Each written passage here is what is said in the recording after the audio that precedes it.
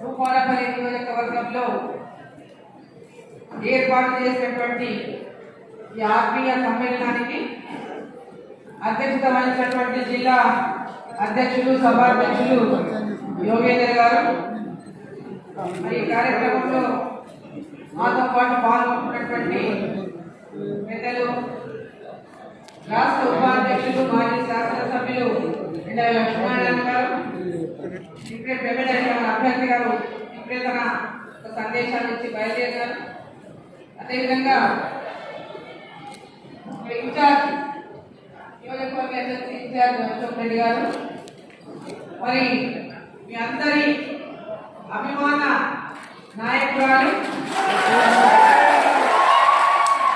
మరి మా గద్వాల ఆడపడుచు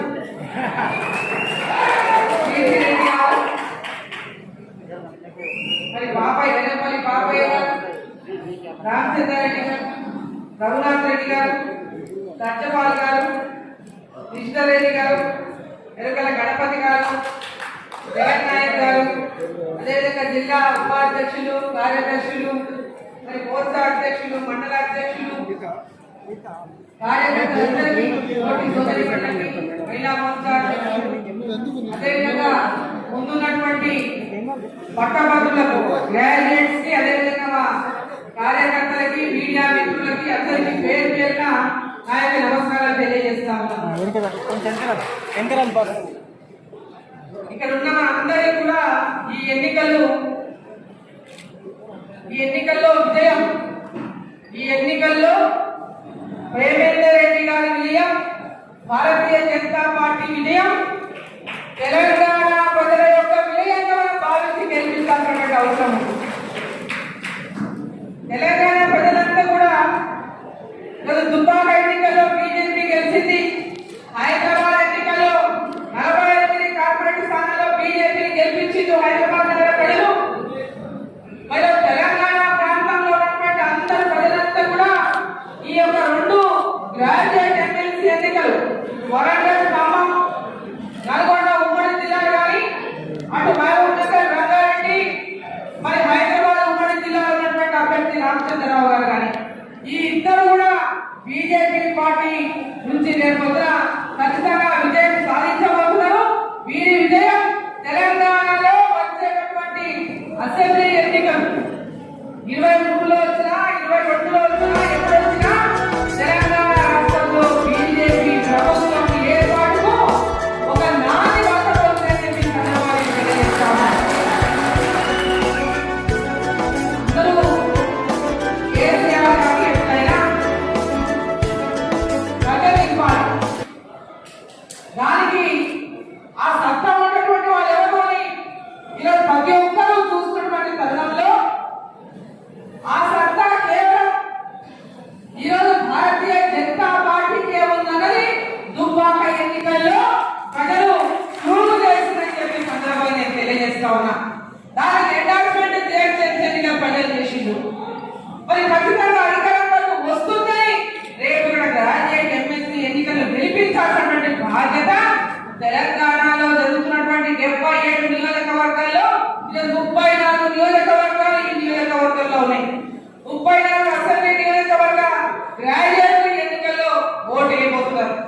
మరి మీరందరూ కూడా ఈరోజు తెలంగాణ యొక్క ప్రజల యొక్క ఆకాంక్షను నిజం చేయాల్సిన బాధ్యత కూడా ఈ యొక్క పట్టభద్రుల పైన ఉంది, విద్యావంతుల పైన ఉంది, నిరుద్యోగుల పైన ఉంది, ఉపాధ్యాయులు, ఉద్యోగులు, మేధావులు, ప్రతి ఒక్కరి పైన కూడా తెలంగాణ ప్రజల ఆకాంక్ష కేసీఆర్ గారి యొక్క ఈ నియంత్ర పాలన నుంచి మనకందరికీ ఆ కబడ్డ హస్తాల నుంచి విముక్తి కలగాలని తెలంగాణ ప్రజలు చూస్తున్నటువంటి ఆ ఎదురు చూపులు ఈ ఎన్నికల్లో బీజేపీ గెలిస్తేనే తెలంగాణలో ప్రతి ఒక్కరు కూడా పెద్ద ఎత్తున ఇంకా ఎక్కువ ఉత్సాహంతో టీఆర్ఎస్ పార్టీ పోరాటం చేయకే సిద్ధమైనట్లు ఆ ధైర్యాన్ని, విశ్వాసాన్ని పొందుతారని చెప్పి సందర్భంగా తెలియజేస్తా ఉన్నాను.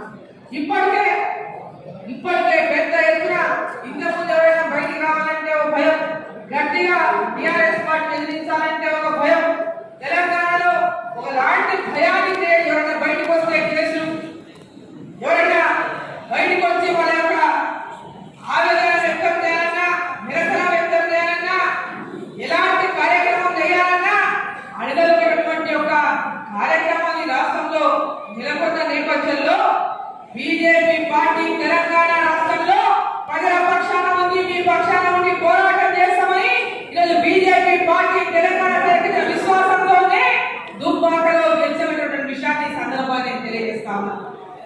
దుబ్బాకలో గెలుపు మామూలు గెలుపు కాదు. అది కూడా ఒక గ్రామీణ ప్రాంతాలు ఉన్నటువంటి నియోజకవర్గం, వెనుకబడినటువంటి నియోజకవర్గం, అభివృద్ధిలో పూర్తిగా వెనుకబడినటువంటి నియోజకవర్గం. అటువంటి ఆ వెనుకబడినటువంటి నియోజకవర్గము, వెనుకబడినటువంటి ప్రాంతంలో గ్రామీణ ప్రాంతాల ప్రజలు పక్కన కేసీఆర్ నియోజకవర్గం ఉన్నా, కేటీఆర్ నియోజకవర్గం ఉన్నా, హరీష్ రావు నియోజకవర్గం ఉన్నా, ఆ అమర్ దిశలో అక్కడ తిరుగుకుంటూ హరీష్ రావు బెదిరింపులకు గురి చేసినా, ఏ రకమైనటువంటి ఒత్తిళ్లకు గురి చేసినా భయపడకుండా తెలంగాణ ప్రజలందరూ దుబ్బాక వైపు చూస్తా ఉన్నారు. దుబ్బాకలో ప్రజలు ఏ తీర్పు ఇవ్వబోతా ఉన్నారు. టీఆర్ఎస్ పార్టీ గుణపాఠం చెప్పింటే బాగుండు దుబ్బాక ప్రజల్ని. తెలంగాణ ప్రజలందరూ వారి వైపు చూస్తున్న నేపథ్యంలో దుబ్బాక ప్రజలు ఒక గొప్ప తీర్పు బీజేపీని గెలిపించి ఇచ్చిన చెప్పి సందర్భంగా ఈరోజు పట్టభద్రులందరికీ ఇంకా ఓటర్లు మీకు తెలియని విషయాలు ఈ టిఆర్ఎస్ పార్టీ చేస్తున్నటువంటి అరాచకాలు కానీ, నిరుద్యోగుల పట్ల కానీ, ఉద్యోగుల పట్ల కానీ, విద్యార్థుల పట్ల కానీ, కాంట్రాక్ట్ ఎంప్లాయీస్ పట్ల కానీ, ఆర్టీసీ కార్మికుల పట్ల కానీ, వీరు వారు అనుకున్న విద్యా వాలంటీర్లే కావచ్చు, ప్రైవేట్ స్కూల్లే కావచ్చు, ఈరోజు ఎవరు ఎక్కడ ఈ యొక్క బీదరికంలో ఉండి తెలంగాణ వస్తే మా భక్తులు బాగా అవుతారన్నటువంటి ఆలోచనతో తెలంగాణ ఉద్యమానికి కీలక పాత్ర పోషించినటువంటి ప్రతి ఒక్కరిని కూడా ఈరోజు అడగదొక్కుతూ తెలంగాణ రాష్ట్రం వస్తే ఒక్క షామియానా కూడా ఉండదు, ఎక్కడ ఉద్యమం ఉండదు, ఒక టెంట్ ఉండదు అన్నటువంటి మాట చెప్పిన కేసీఆర్ ఆ రోజు ఎవరు కూడా టెంట్ ఉండదు అంటే అనుకున్నారు. ఆ అవసరమే కాదు తెలంగాణలో ప్రజలకు అంత చక్కగా పాలన ఉంటుంది అనుకున్నారు. కానీ ఎవరు కూడా టెంట్ కూడా ఎగరకుండా అణిచివేస్తామని ఏ ఒక్కరూ భావించలేదని చెప్పి సందర్భాన్ని గుర్తు చేస్తా ఉన్నారు. ఈరోజు తెలంగాణలో ప్రజలంతా కూడా మొదటిసారి ఓట్లేసి నీళ్లు నిధులు నియామకమైనటువంటి ఒక ఆకాంక్షలని రేకెత్తి ఉద్యోగులు, ఉపాధ్యాయులు, విద్యార్థులు, నిరుద్యోగులు, మేధావులు, రైతులు, అన్ని కులాల పెద్దలు, కుల సంఘాలు, సర్వ జనులు ఆ ఉద్యమంలో పాల్గొని తెలంగాణని సాధించుకుంటే ఈరోజు తెలంగాణ లబ్ధి పొందుతున్నది ఎవరు? ఈ తెలంగాణలో ఈరోజు లబ్ధి పొందుతున్న బంగారు తెలంగాణ అందరినీ మోసం చేసుకుంటూ తెలంగాణ రాష్ట్రం ఏర్పాటు అయిన నాడు మనకు 16,000 కోట్ల రూపాయల బిల్లు పడినటువంటి తెలంగాణ రాష్ట్రాన్ని, 60,000 కోట్ల అప్పున్నటువంటి తెలంగాణ రాష్ట్రాన్ని ఈరోజు లోటు బడ్జెట్ చేయడమే కాకుండా 3 లక్షలకు పైగా అప్పులు చేసి అప్పుల రాష్ట్రంగా మార్చి ఒకే ఒక కుటుంబం బంగారు కుటుంబమైన కుటుంబం ఏదైనా ఉందంటే కలువకుంట కుటుంబం అని చెప్పి సందర్భాన్ని తెలియజేస్తా ఉన్నాం. ఈరోజు పెద్ద ఎత్తున నిరుద్యోగులందరూ ఎలక్షన్లు వచ్చినాయంటే ఏదో ఒక ఆశ పెట్టడం, వాళ్ళని మోసం చేయడం, ఓట్లు వేయించుకోవడం. కదా టీచర్ ఎమ్మెల్సీ ఎన్నికలు వచ్చిన వాగ్దానం నేటికి నెరవేర్చలేదు. మళ్ళీ ఇప్పుడు గ్రాడ్యుయేట్ ఎమ్మెల్సీ ఎలక్షన్లు వచ్చినాయి, దుబ్బాకలో ఓడించిండ్రు, జిహెచ్ఎంసీలో గుణపాఠం చెప్పిండ్రు. మరి ఆ గుణపాఠం చెప్పగానే ఆయన గుర్తొచ్చింది, పాపం 50,000 ఉద్యోగాలు కంపెనీలు ఖాళీలు ఉన్నాయి, భర్తీ చేస్తారు. అయ్యా 50,000 ఉద్యోగాలు ఖాళీలు ఉన్నాయి, 1,90,000 ఉద్యోగాలు ఖాళీ ఉన్నటువంటి విషయాన్ని ఈరోజు స్పష్టంగా తెలియజేస్తున్నటువంటి ప్రజలకు మోసం చేసినటువంటి మోసగాడు కేసీఆర్ గారు అని చెప్పి సందర్భంగా తెలియజేస్తా ఉన్నా. తండ్రిని మించిన తనయుడు ఆయన చెప్తున్నారు 1,32,000 ఉద్యోగాలు ఇస్తామని. అయ్యా టీఎస్పీఎస్సీ నుంచి ఇచ్చినటువంటి ఉద్యోగాలు ఎన్ని? చక్రపాణి గారు చెప్పిన గారి సంఖ్య నిజమా, మీరు చెప్పిన సంఖ్య నిజమా? చక్రపాణి గారేమో ఆయన దిగిపోవడానికి 32,000 ఉద్యోగాలు, ఆ తర్వాత వస్తే 2,000, 3,000 మొత్తం 32,000 ఉద్యోగాలు వచ్చాయి. ఈయన చెప్తున్నాడు 1,32,000 ఉద్యోగాలు. అన్ని లెక్కలు వేస్తున్నాడు. ఆర్టీసీలు, ఎలక్ట్రిసిటీ డిపార్ట్మెంట్, సీట్లరేని, ఇట్లా మొత్తం ఎలక్ట్రిసిటీలు ప్రతి ఒక్క డిపార్ట్మెంట్ నువ్వు వాళ్ళందరికీ కూడా నీ యొక్క 01 జీతాలు ఇస్తున్నాడు ఆయన.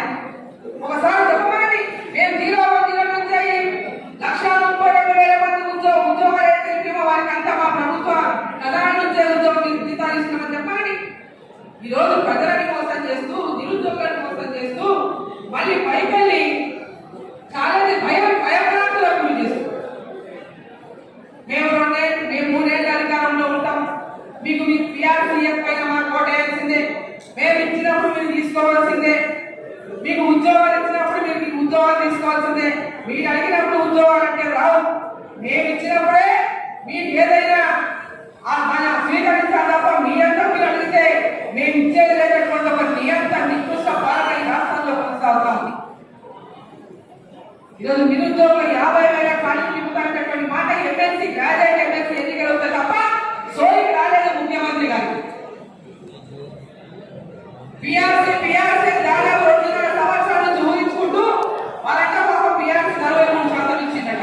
తెలంగాణ ఉద్యమం సమయంలో ఉమ్మడి ఆంధ్రప్రదేశ్ లో ఉన్నటువంటి ఫిట్మెంట్ తెలంగాణ వచ్చిన సందర్భంలో 39% పెట్టి ఘనంగా ఇస్తానని చెప్తున్నటువంటి ముఖ్యమంత్రి గారు ఇప్పటిదాకా మరి 2.5 సంవత్సరాల నుంచి వీళ్ళకి ఎందుకు పిఆర్సీ ఉపాధ్యాయులకు అందించలేదు?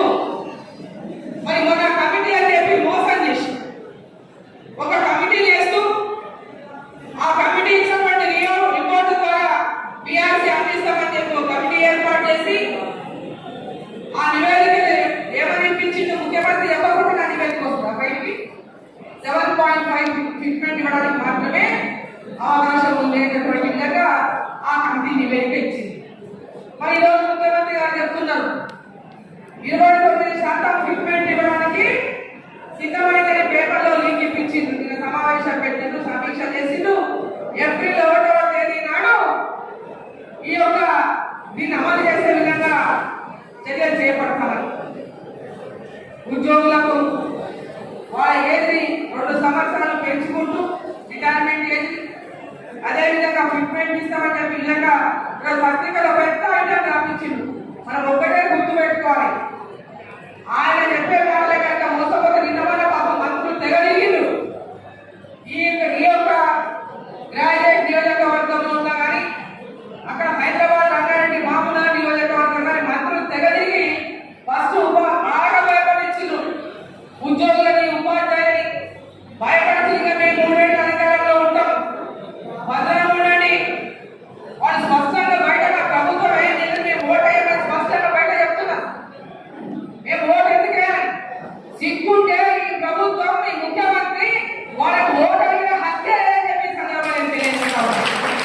సిగ్గుంటే ఓటు కావద్దు.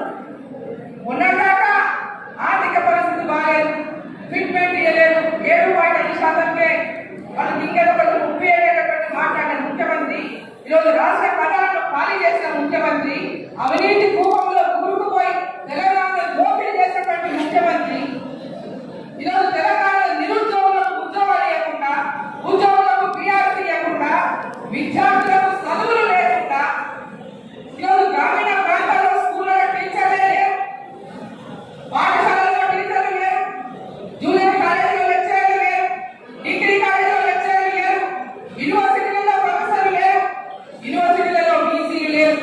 ఆయన ఎంత గొడవగా చెప్పిండు ఉద్యమం సమయంలో మన తెలంగాణ ప్రాంతంలో ఉన్నటువంటి యూనివర్సిటీల గురించి.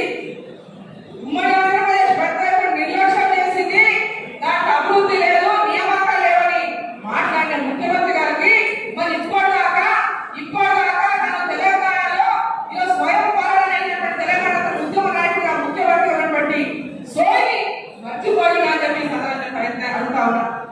ఆ యూనివర్సిటీ గురించి ఎందుకు పట్టించుకుంటలేవు? ఆడ టీచింగ్ స్టాఫ్ లేదు, నాన్ టీచింగ్ స్టాఫ్ లేదు.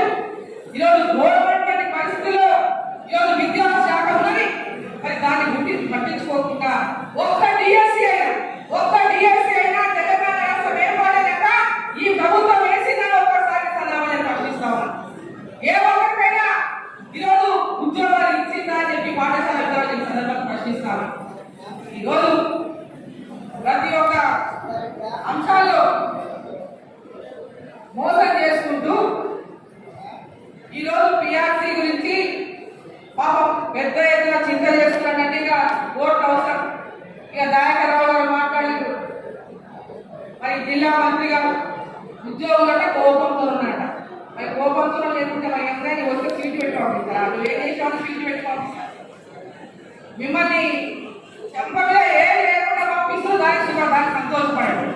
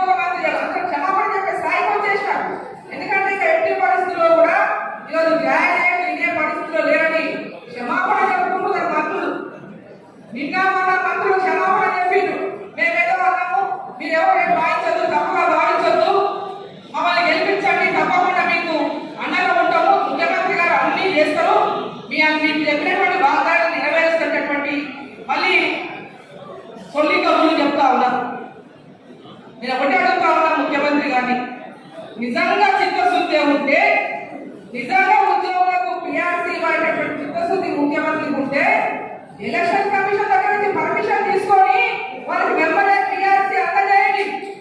వాళ్ళకి వెంబడే పిఆర్సీ అందజేయండి.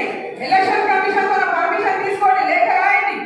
గతంలో చంద్రబాబు నాయుడు ఉన్నప్పుడు ఇదే సందర్భం వస్తే వాళ్ళు ఎలక్షన్ కమిషన్ కి లేఖ రాసి పిఆర్సీ అందించారు.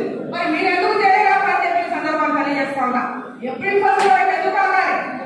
ఏప్రిల్ 1 అంటే ఏదో తెలుసు కదా. ఏప్రిల్ 1 ఏప్రిల్ 1 అంటే ఏమిటో ఒకసారి చెప్పండి. ఏప్రిల్ ఫూల్స్ చేయడానికి మంచి రోజు ఎన్నుకున్నాడు మన ముఖ్యమంత్రి గారు. అందరూ ఏప్రిల్ ఫూల్ చేయడానికి ఒక మంచి డేట్ ఎన్నుకొని ఏప్రిల్ 1 అనేటువంటి మాట చెప్పినారు. రేపు ఏమంటారు? ఎలక్షన్ అయిపోయాక మీరందరూ పిచ్చోళ్ళు, నేను ఏప్రిల్ 1 అని చెప్పినా నేను ఏప్రిల్ 1 అని చెప్పినా తప్పు రాలేదు. మీ అర్థం చేసుకోవడంలో ఉంది నా తప్పు కాదంటాడు. కాబట్టి సోదరులారా, సోదరి మణులారా, గ్రాడ్యుయేట్ అందరూ కూడా నేను ఈ సందర్భంగా కోరుతాను.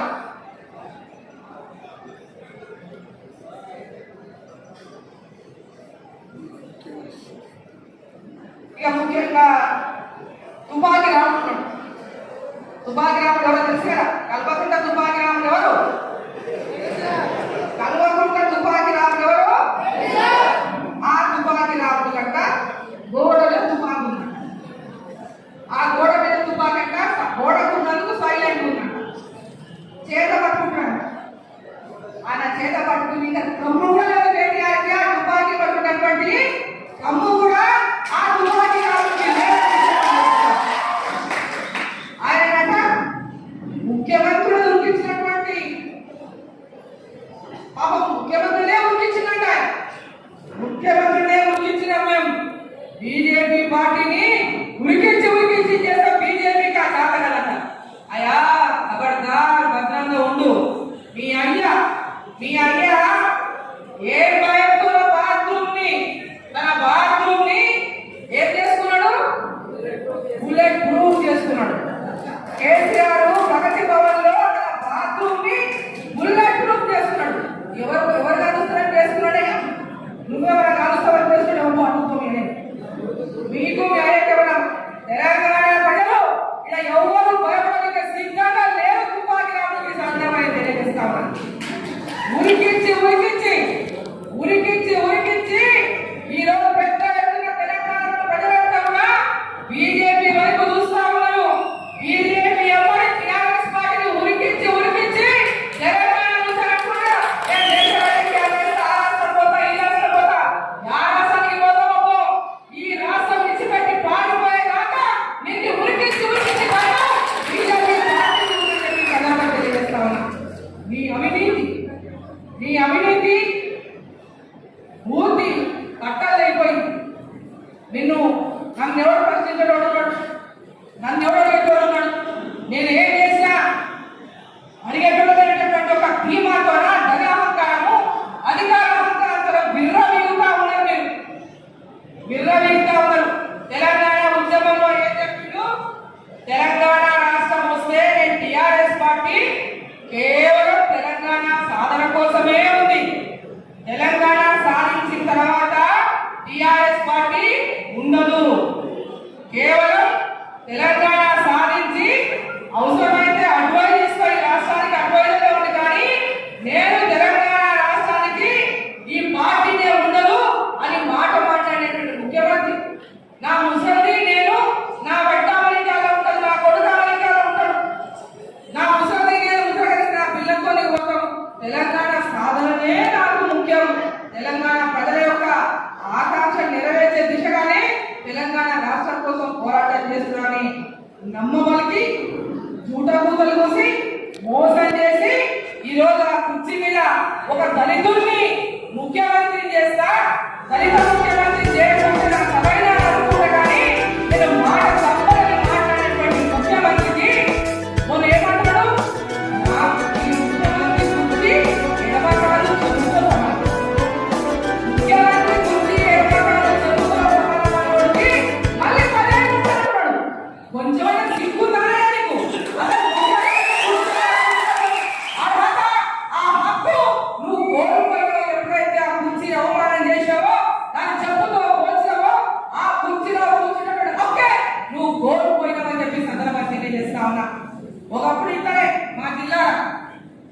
ఎన్టీ రామారావు గారికి ఫుల్ రోజులు టీడీపీ పార్టీ మా దగ్గర వచ్చి కల్వకుర్తి నియోజకవర్గంలో అక్కడి నుంచి పోటీ చేసింది. పోటీ చేసి అక్కడ ఏం చెప్పిందంటే తెలంగాణ ప్రజలు తెలుగు ప్రజలు నా చెప్పు నిలబెట్టినా ఓటు చేసి గెలిపిస్తున్నాడు. తుక్కు తుక్కుగా ఓడించింది ఎన్టీ రామారావు, చింతు చింతుగా ఓడించిన కల్వకుర్తి ప్రజలు ఎన్టీ రామారావుని.